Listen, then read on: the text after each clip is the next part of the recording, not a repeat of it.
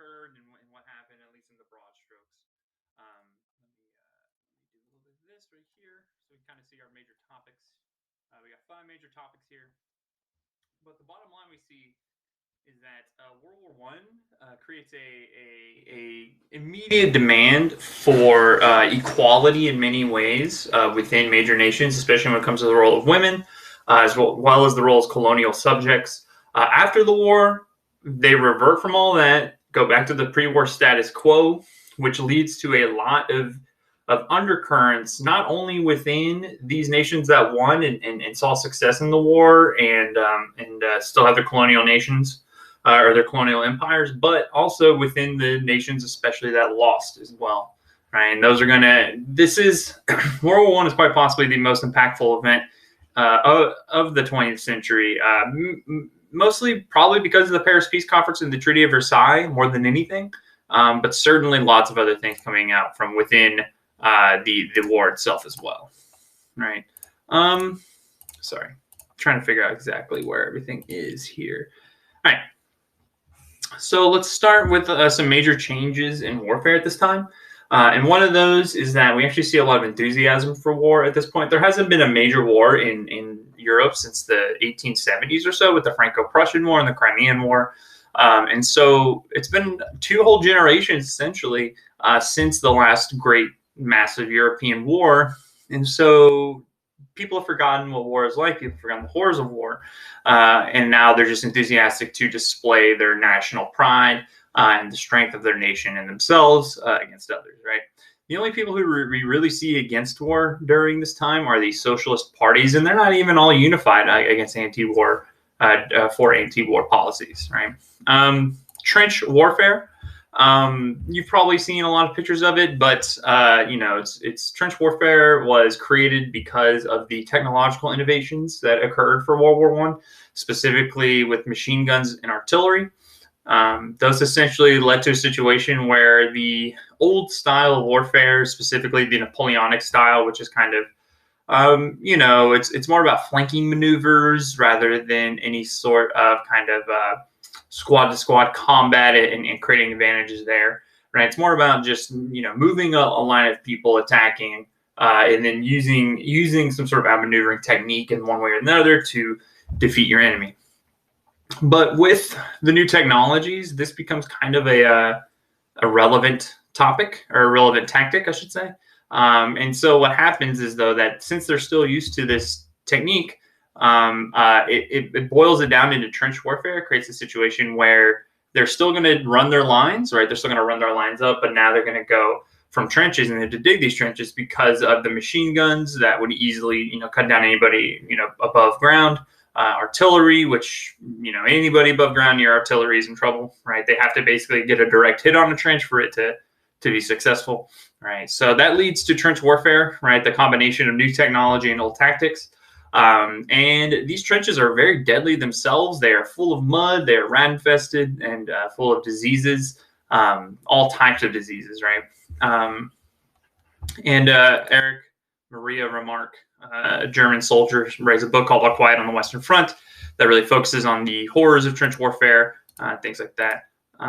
Poison gas is definitely probably the signal of the beginning of a new era of modern warfare, right? You obviously see still, like, machine guns are just better rifles, artillery are just really good cannons, but with poison gas and mustard gas, right, you're seeing a whole new type of warfare being fought, right? You're seeing this chemical warfare, right, which will continue to influence the 20th century, especially when you think of like napalm in the Vietnam War, the firebombing of Dresden during World War II, the firebombing of Tokyo during World War II.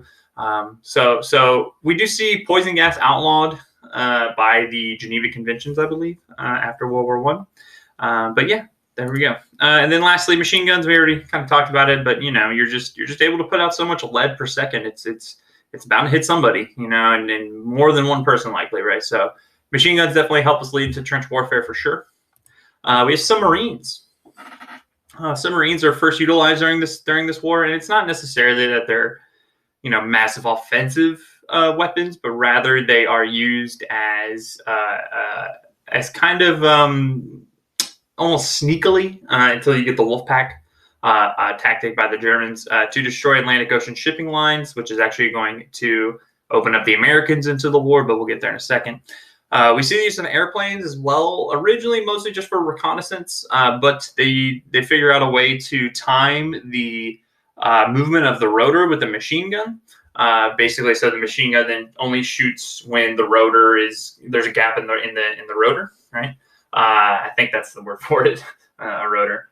So it shoots through the gap only. So you're allowed to now shoot machine guns on these guns and on these planes, and that's going to, of course, expand the role of planes in warfare and lead to dogfights and stuff like that. We do see tanks as well, which are not super important here. They're pretty terrible in terms of their maintenance and their ability to kind of stay, mobile. And so we see this war is, generally speaking, a stalemate on the Western Front due to this combination of deadly weapons and outdated tactics, right?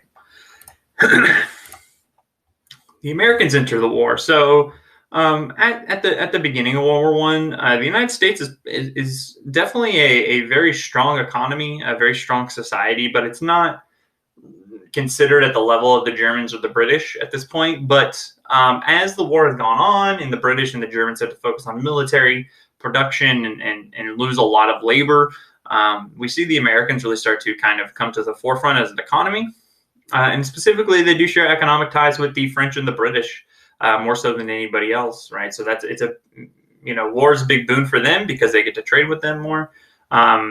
And then also we see American people simply like the Allied countries more, right? Whether it's, extension of nationalism, right?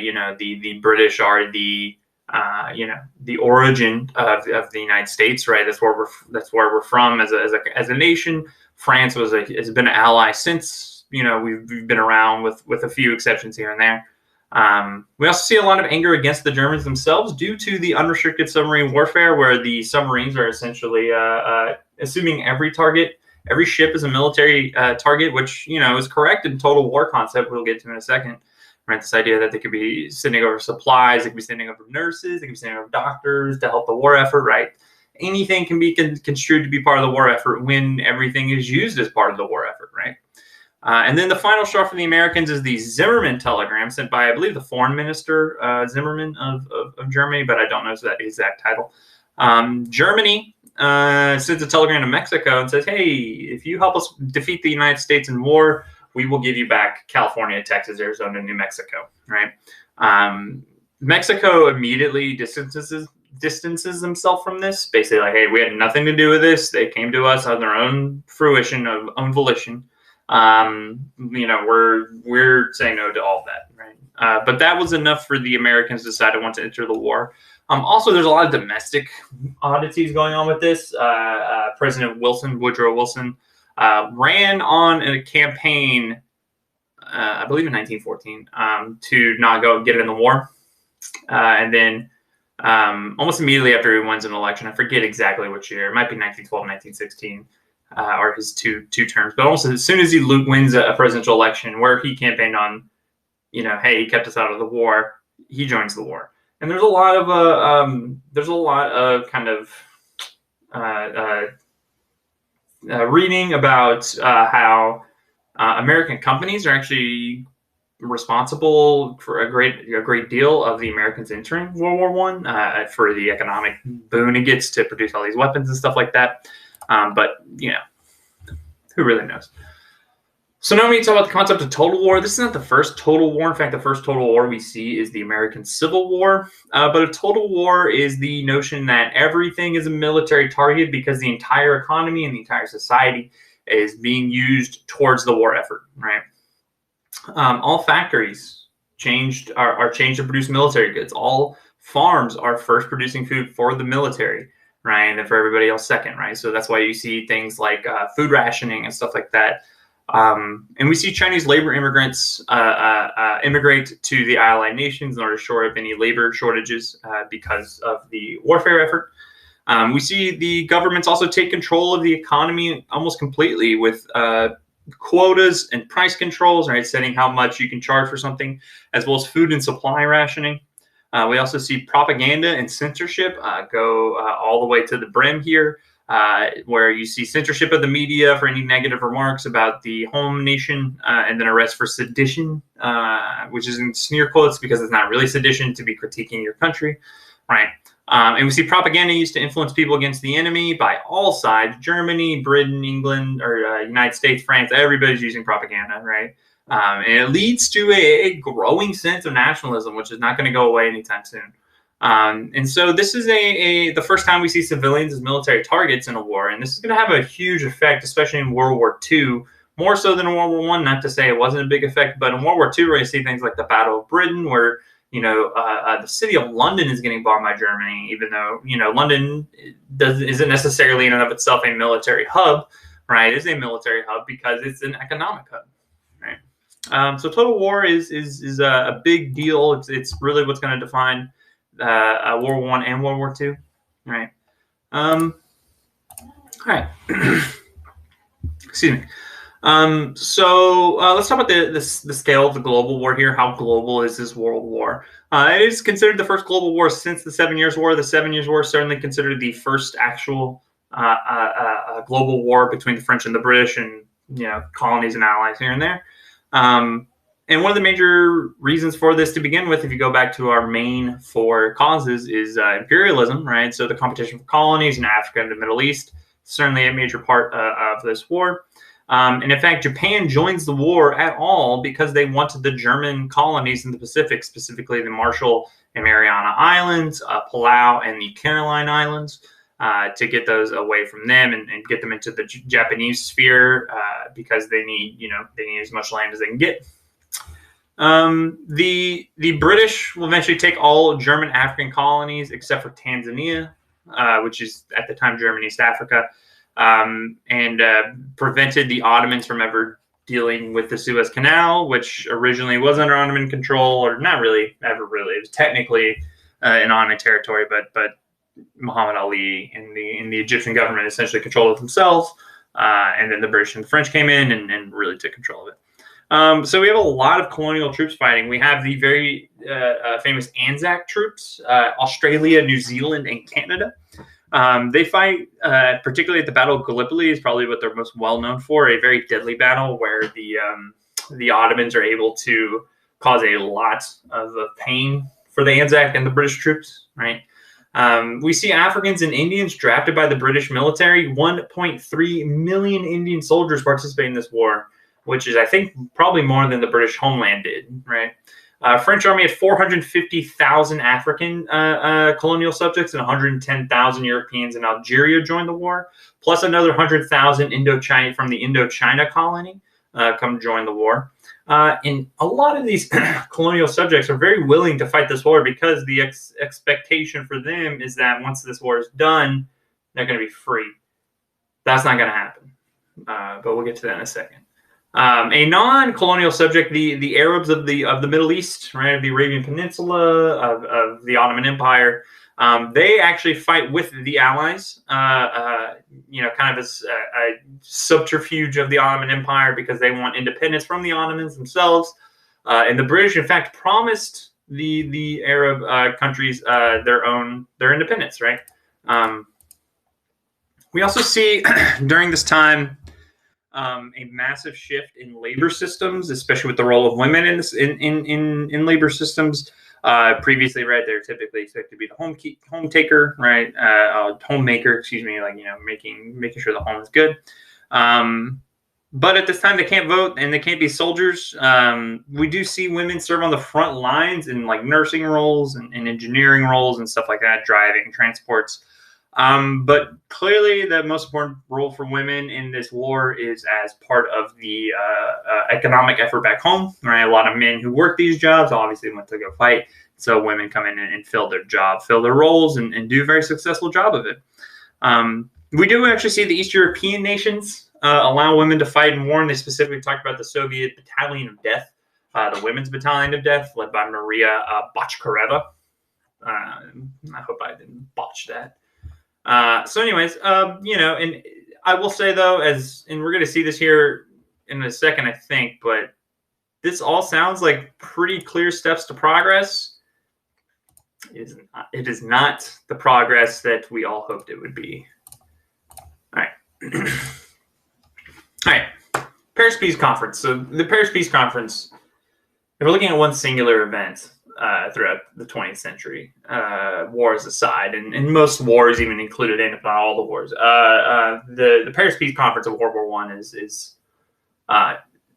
it's massive in its impact upon the 20th century because not of the things done right, but of the things done wrong, right?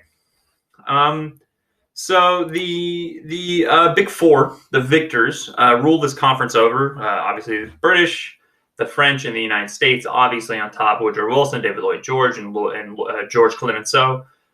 We also have Italy, Vittorio Orlando, which is interesting because the Italians switched sides in the war. But eventually, the Italians are going to walk out of the Paris Peace Conference because they're not going to get the Dalmatian coast where modern-day Croatia is. Which is kind of what they were promised at the beginning of the war, once they flipped by the British and the French, right? So we're going to see this as a pattern of the British and French promising something and then kind of in secret or behind their back doing another thing entirely. The Soviets are not here because they had already left the war at this time, right? They had done two things. They had already left the war, right? So they weren't part of the war effort anymore. So why would they get to be at the conference? But also, and they had already signed their own treaty, by the way, with the Germans. And also, the communist government that was now in place refused to recognize the debts that the previous provisional government had put in place, right? Or not even the provisional government, the government of the Tsar before that, right? So they didn't pay their debts, and so because of that, the Americans and the others were like, all right, well, you're not going to participate here. And also, the Allies refused to recognize the communist government. I don't believe the United States recognized it until like 1936, somewhere around their time. So it's quite a long time.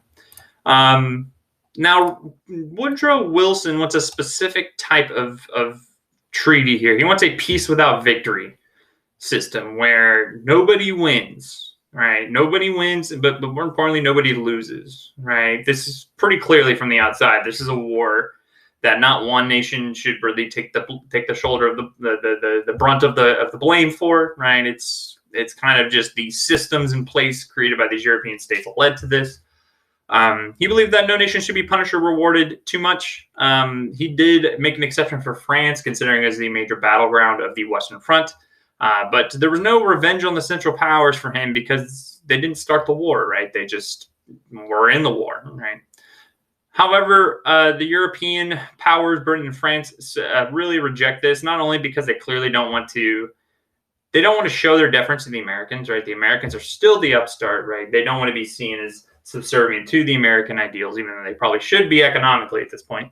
But also, it's a lot about the real politic of Europe, right? And George Clemenceau believes that Wilson has no idea how European politics works, even though Woodrow Wilson's like a historian, essentially. So I think that's a little bit of hot air from Clemenceau, probably. But one thing that Woodrow Wilson did push for and get, kind of, is the 14 points. 14 points were all about kind of creating this sense of self-determination and also like creating a world free from conflict, or at least an attempt to. Specifically with the creation of the League of Nations as part of the 14 points, which is the precursor to the United Nations.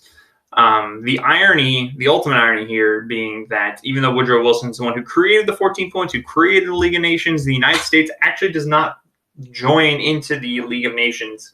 The Senate does not ratify the Treaty of Versailles, which means they go against the 14 points. And the reason here is mostly, it's a little bit of the typical political, the political musical or the play that goes on, right? That, he's a Democrat, he's a Republican, right? There's going to be, if you're the president and you have a Democratic president, Republican Congress, and this comes along their table, maybe they're not going to pass it, right? Maybe they're going to harm you with that, and that's kind of what happened. It's a lot of internal politicking, but then also it's a lot of concern, especially from conservatives in the United States, about giving up some of the national power, of the power of the nation, to a larger institution is very scary, and understandably so, right? So the United States never joins the Paris Peace Conference. Let's see how there we go. All right. One of the key things that Woodrow Wilson believes in, and it's clear in the 14 points, is the self-determination of the conquered peoples, especially the colonial peoples. All right. And so we do see new nations created out of thin air. in Europe. In Europe, not in Africa, not in Asia, not in the Middle East, in Europe, right? So Finland, Estonia, Latvia, Lithuania, Poland, Czechoslovakia, and Yugoslavia are all created out of the Treaty of Versailles, taking land from Austria-Hungary, Germany, and Russia, and breaking those apart. But again, colonial subjects do not get this self-determination. The British and the French absolutely refuse to give up their colonies, mostly because, frankly, they recognize that all of their economic power, any economic power they have, is due to their colonial empires, right? The Treaty of Versailles punishes Germany incredibly harshly, however, especially with France on the other end of the stick. They had to pay billions of dollars in reparations. They had to give up all of their colonial states. They had to restrict the size of their military to like some tiny amount. And they had to take entirety of the blame officially, right, in formal documentation. And, you know, if you know anything about World War I, if you've been reading in this section, you know Germany doesn't, you know, it's not that Germany is not culpable in any way, shape, or form, but everybody's culpable, right? Like every single nation in this war is responsible for it in one way or the other. So the effects are very, very, very bad for this treaty. France believes it can punish Germany into weakness, and instead what happens is they punish Germany into becoming a monster. It humiliates the German leaders. And Germany during the 1920s, partially because of the war reparations they have to pay, suffer massive amounts of hyperinflation because they're trying to print money to pay their debts off, right? The German people in particular are just bitter to the world, right? Basically, the world has pointed the finger at Germany and blamed them. And the German people, you know, they don't like that, right? It's not their fault, right? We know that. They know that, right? But you know, when you see the rest of the world condemning your country, right, that's going to make you pretty angry, right, and maybe much more nationalist, right, maybe loving your nation a lot more. And they're especially bitter towards the Weimar Republic, which was the government of Germany at that time, and it will be until the rise of the Nazi Party. And so, yeah, the Treaty of Versailles does lead to the acceptance of extremist and militaristic viewpoints within Germany of like, hey, we need to protect ourselves because ain't nobody else going to protect us. Nobody else is going to help us out. And so I think maybe the biggest symbol that shows how important the Treaty of Versailles was to the people of Germany is that during World War II, when Adolf Hitler defeats the French, and they go to sign another Treaty of Versailles, this time for the French surrender during World War II, Hitler has got the exact same train car that the Treaty of Versailles for World War I was first signed in, and forces the French to sign to surrender in that same train car, right? Showing you just like this how massively important, you know, the Treaty of Versailles is to the German people. Is that, you know, Hitler is finding this tiny little thing to bring into this treaty being signed 20 years later, right? It is really truly a massive blunder by the four powers, the big four, at this treaty, and it leads the rest of the world down a rabbit hole of pain and misery in the next 20 years. But that's for another video. Thank you guys so much for watching. See you in the next one.